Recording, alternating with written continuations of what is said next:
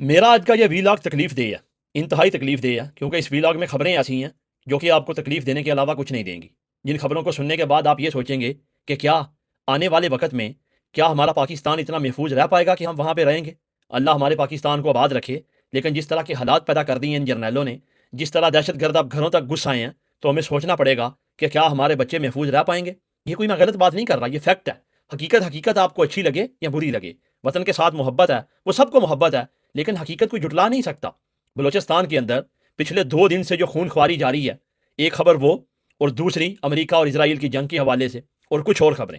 اب بلوچستان میں کیا ہوا کہ دہشت گرد آئے، انہوں نے جناب ایک چوکی کے اوپر دھاوا بولا، وہاں 9 سے 10 پولیس والے شہید کیے، اور تقریباً 20 پولیس والوں کو اغوا کر کے وہ لے گئے۔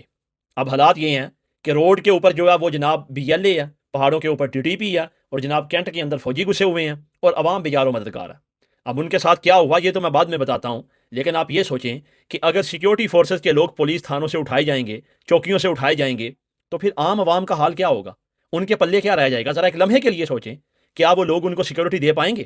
کیا وہ لوگ جو ان کے اندر ایک لوگوں کو کی حفاظت کرنے کا جو ایک ڈیوٹی ہے، جو فرض ہے، وہ اس فرض کو پورا کر پائیں گے؟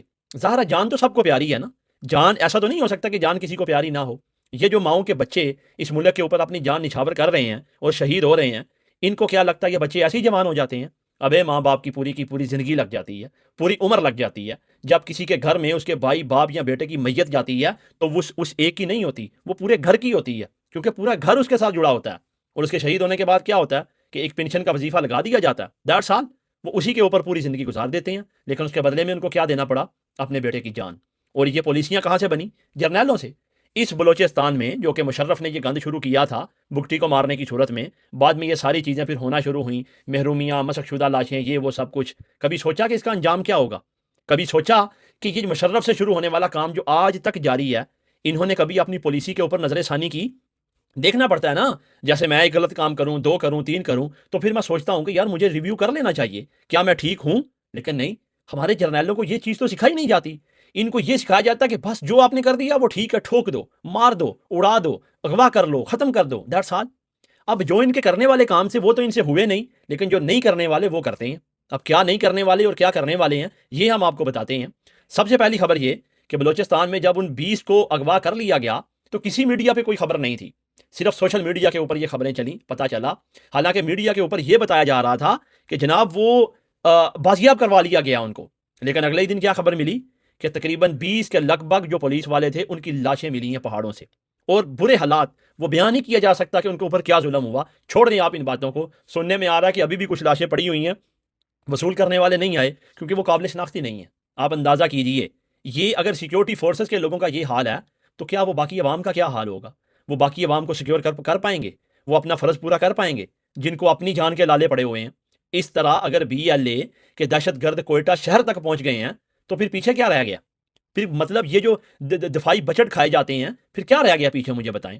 اب ان 20 کو بھی شہید کر دیا گیا، ان کی لاشیں آ گئیں جناب، انہوں نے کہا اٹھا کے لے جاؤ لاشیں۔ تو آج پھر ہمارے DG صاحب آئے پریس کانفرنس کرنے کے لیے، ان کا فرض یہ ہے کہ بس لوگوں کو یہ بتانا ہے کہ آج اتنے شہید ہو گئے، آج اتنے رہ گئے، آج اتنے اغوا ہو گئے۔ ان کو اسی کام کے لیے رکھا ہوا ہے، حالانکہ ان کا کوئی کام نہیں ہے، یہ کام میڈیا کا ہے۔ ان کا کام ہے یہ خبر میڈیا کو دیں، لیکن کیا کریں، ان کا مسئلہ یہ ہے کہ یہ چاہتے ہیں کہ ہر کام ہم خود کریں، ہم بزنس بھی ہم کریں، الیکشن بھی ہم لڑیں، چور بھی ہم بٹھائیں، وزیر اعظم کو جیل میں بھی ہم ڈالیں، خبریں بھی ہم دیں۔ کیا ہے یہ مطلب؟ ISPR کیا اس کا مطلب ہے؟ آپ اپنی خبر اٹھائیں، میڈیا کو دیں، آزاد میڈیا ہو، وہ پوری خبر دے۔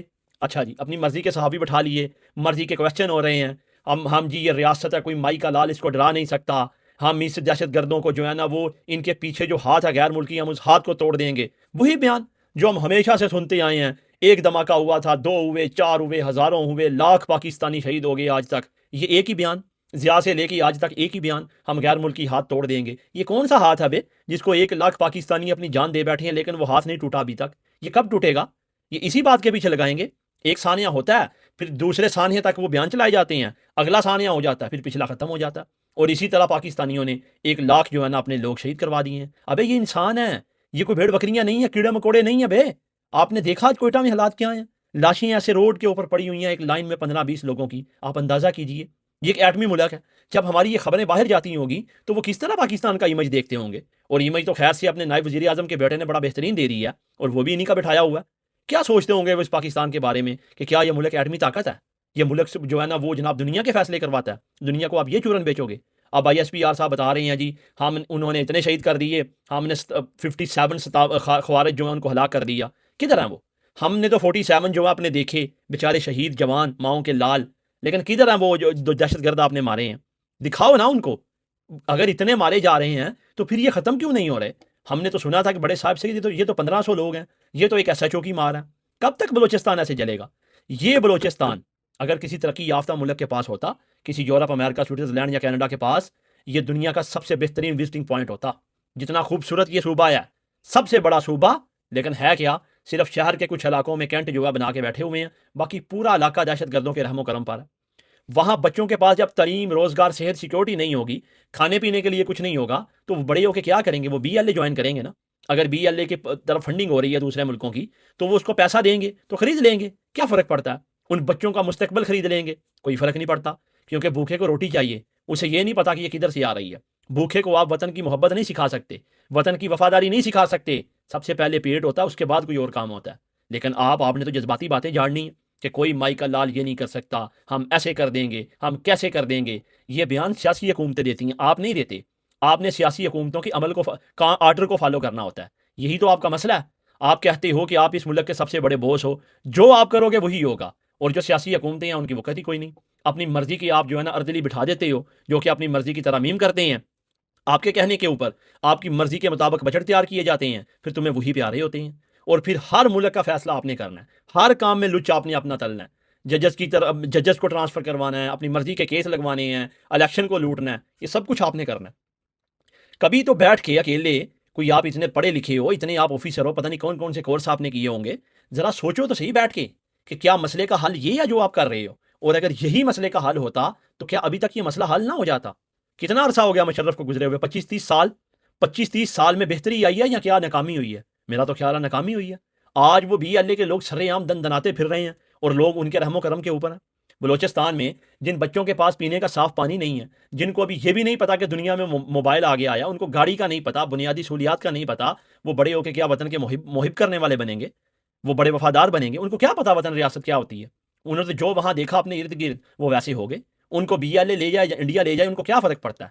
ریاست کی ذمہ داری صرف یہی ہے کہ بچے کو اپنے ملک کے اندر پیدا ہو گیا، باقی کچھ نہیں ہے۔ ریاست سے محبت تب پیدا ہوتی ہے جب ریاست اپنے اوپر جو ہوئے فرض ہوتے ہیں نا کسی بھی فرد کے، وہ پورے کرتی ہے۔ لیکن جب ریاست نے تعلیم سے لے کر پیدائش، اور پیدائش سے لے کر مرنے تک دینا ہی کچھ نہیں ہے سوائے محرومیوں کے، تو آپ ان بچوں کو کیا سکھاؤ گے یار؟ کیوں بیوقوف بنا رہے ہو عوام کو؟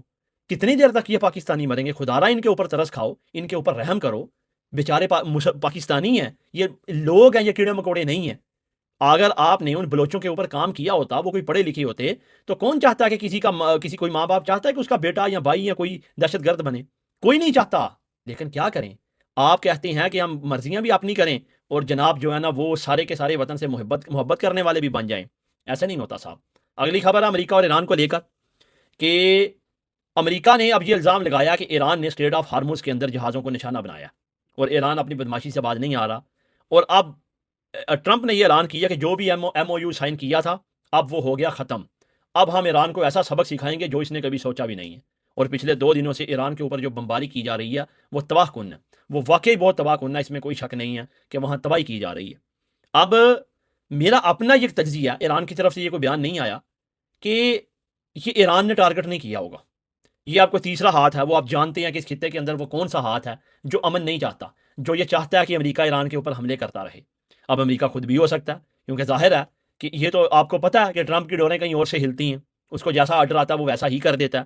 تو یہ بھی بات مطلب ممکن ہوتی ہے کہ خود کر کے بندہ کہے میں یہ کر دوں گا، ورنہ کیا پڑی ہے ایران کو؟ ایران اتنا طاقتور تو نہیں نا کہ وہ جنگ کو اپنے گلے میں لے، کیا فائدہ ہوگا اس کو سوائے نقصان کے؟ اور وہ اتنے بیوقوف بھی نہیں ہیں۔ لیکن امریکہ نے اب تباہ کن بمباری شروع کی ہے، پوری رات اسٹرائکس کی جا رہی ہیں، اور ٹرمپ کہتا ہے کہ اب واپسی نہیں ہوگی، اب صرف جنگ ہے، اب وہاں جا کے جنگ ختم ہوگی جہاں پہ ایران کی رجیم ختم ہوگی، اس سے پہلے نہیں ہوگی۔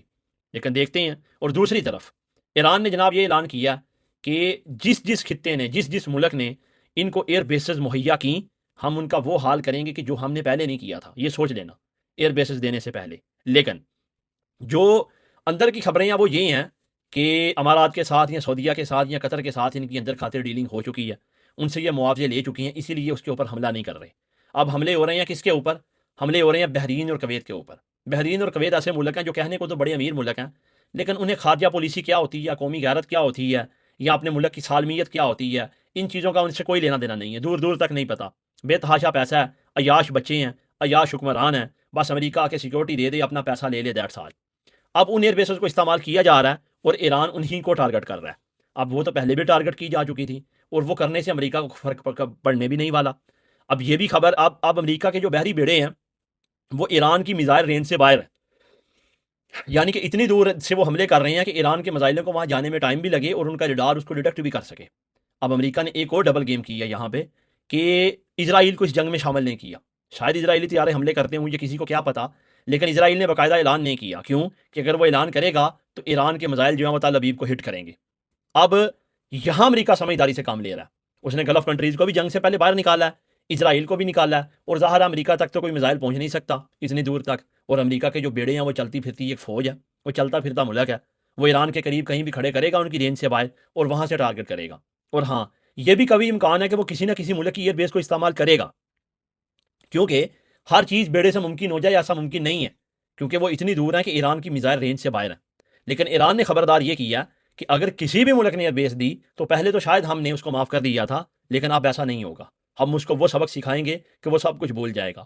یہ بھی بتایا جا رہا ہے کہ ایران نے تقریباً تمام خطے میں موجود امریکہ کے 80 اہداف کو نشانہ بنایا، جو کہ مختلف ممالک میں موجود تھے۔ اب اس کی کنفرم رپورٹس کیا آیا وہ تو ابھی تک سامنے نہیں آئی، لیکن مسئلہ یہ ہے کہ یہ جنگ جو ہے نا وہ تباہی لائے گی خطے میں۔ سب کا خیال تھا کہ اب نہیں ہوگی، لیکن اچانک سے ٹرمپ کا موڈ بدل گیا، ظاہر ہے اس کا موڈ بھی کہیں اور سے بدلتا ہے۔ اب دیکھتے ہیں یہ کیا بنتا ہے۔ ایک اینکر ہیں جی ریحان طارق صاحب، ان کو گرفتار کیا گیا ایئرپورٹ سے۔ اب دو متضاد خبریں آ رہی ہیں۔ ایک خبر تو یہ ہے کہ ان کے اوپر یہ چھوٹے چھوٹے بیانات تھے کہ وہ عمران خان کو سپورٹ کرتا ہے، دوسرے لوگوں کو بلا کے عمران خان کی طرف متوجہ کرتا ہے، یا یو کے میں وہ کسی لڑکے کے ساتھ تھا، وہاں عمران خان کے حق میں بولتا رہا۔ لیکن اس سے اگلی خبر یہ ہے کہ یہ ایک جواد نقوی کے ساتھ آپ کو یاد ہوگا کہ پوڈ کاسٹ ہوئی تھی، جس میں کوئی بات کی گئی تھی، یہ جی بات غلط ہے، 295 اے لگا دو، سی لگا دو، حالانکہ کوئی بات غلط نہیں تھی، نہ جواد نقوی نے کوئی بات غلط کی ہے نہ اس نے کی ہے۔ لیکن کریں کیا، اس ملک میں ہمیشہ جرنیلوں کا اور مولویوں کا گٹھ جوڑ رہا ہے، یہی اسٹیبلشمنٹ ہے، تھوڑے سے جرنیل، تھوڑے سے مولوی، تھوڑے سے جو ہے نا وہ بزنس کرپٹ بزنس مین، اور تھوڑی سی بیوروکریسی، یہ مل کے بنتی ہے ایک اسٹیبلشمنٹ، اس کو کہتے ہیں اسٹیبلشمنٹ۔ اب مولویوں نے ظاہر ہے وہ جو طبقہ زیادہ ان کے ساتھ ملا ہوا وہ تو ہے وہی نسل یزید، سیدھی سی بات ہے، وہ بنو امیہ کے جو ہے نا وہ چاپلوسی کرنے والے، اہل بیت کا دل میں بغض رکھنے والے۔ جب جواد نقوی کی وہ بات وہاں پہ پہنچی تو تکلیف ہوئی۔ اب جواد نقوی کو تو ہاتھ نہیں ڈال سکتے تھے، ظاہر ہے ان کے پیچھے بھی مسئلہ کھڑا ہے، تو پھر وہاں سے بھی مشکلات کا سامنا ہونا تھا۔ لیکن ریحان طارق کو گرفتار کر لیا گیا جی، وہ NCCI کو ادارہ ہے، اس نے جناب لاہور یا اسلام آباد ایئرپورٹ سے غالباً گرفتار کیا، وہ UK سے آ رہا تھا، لیکن ابھی تک کچھ سامنے نہیں آ رہا کہ وجہ کیا ہے۔ زیادہ اطلاعات یہی ہیں کہ اس کو اس وجہ سے گرفتار کیا گیا ہے، یہ جو 295 اے لگایا گیا ہے، یہ مولویوں نے مذاق بنایا ہوا ہے، ہر ایک کے اوپر 295 اے بی سی لگا دو اور کچھ بھی کروا لو۔ پاکستان کی جیلوں میں ایسے کئی نوجوان پڑے ہیں جن بیچاروں کو پتہ بھی نہیں تھا کہ ہم نے یہ کر لیا، لیکن وہ پھنس گئے، کیونکہ کرپٹ بندے جو ہوتے ہیں نا وہ قانون کو اپنی مرضی کے لیے استعمال کرتے ہیں۔ جیسے ہمارے جرنیل یا اوپر بیٹھا ہوا شریف اور زرداری خاندان طبقہ قانون کو اپنی حفاظت کے لیے اور غریبوں کو مارنے کے لیے رکھتا ہے، اور ایٹ دا سیم ٹائم ہمارے جو جرنیل ہیں وہ بھی یہی کام کرتے ہیں، اور مولوی بھی یہی کام کرتے ہیں، کوئی اپنا کرے تو خاموشی، کوئی دوسرا کرے تو فتویٰ لگاؤ اور کام ختم۔ لیکن یہ سارا گند ایک ہی جگہ سے نکلتا ہے، اور وہ جب جرنیل مل کے یہ سارا کام ترتیب دیتے ہیں نا تو پھر یہ سارا گند ایک سائڈ پہ ہو کے قوم کے اوپر مسلط کیا جاتا ہے۔ شریف زرداری خاندان، کرپٹ بزنس مین، کرپٹ مولوی، پھر یہ جرنیل، کرپٹ بیوروکریسی، یہ مل کے بنتی ہے اسٹیبلشمنٹ، کچھ کرپٹ جج، یہ پھر سارا ترتیب دیتے ہیں کہ اب ہم یہ کریں گے یہ کریں گے، پھر یہ نظام کو اتنا مضبوط کر لیتے ہیں کہ کسی کامن بندے کی وہاں رہنے کی کیپیسٹی نہیں ہوتی۔ یہ سیدھی سی بات ہے، اگر کسی نے سروائیو کرنا ہے تو وہ ان کے ساتھ اس کو چلنا پڑے گا، اگر علیحدہ چلے گا تو اس کا کوئی فیوچر نہیں ہے، اور عمران خان کی مثال آپ کے سامنے ہے۔ دیکھیں ویلا کے آخر میں وہی جو ہمیشہ میں بات کرتا ہوں کہ اب صرف اور صرف عمران خان کا نظریہ یہ ہے کہ ہم بول رہے ہیں، اس کے علاوہ فیلڈ میں کچھ نہیں ہے، جرنیلوں کا راج ہے، اس لیے آپ کا یہی حق بنتا ہے کہ خود بولیں یا بولنے والوں کا ساتھ دیں۔ بولنے والوں کا ساتھ آپ ایسے دے سکتے ہیں کہ آپ ویڈیوز کو شیئر کریں یا ڈاؤن لوڈ کر کے اپنی پروفائل پہ لگا دیں، اگر آپ نے شیئر نہیں کرنی، جو بھی کرنا ہے کریں، لیکن آواز اٹھائیں۔ آواز اٹھانا تکلیف دیتا ہے، اور یہی آواز عمران خان کا نظریہ سوشل میڈیا کے اوپر زندہ رکھے گی۔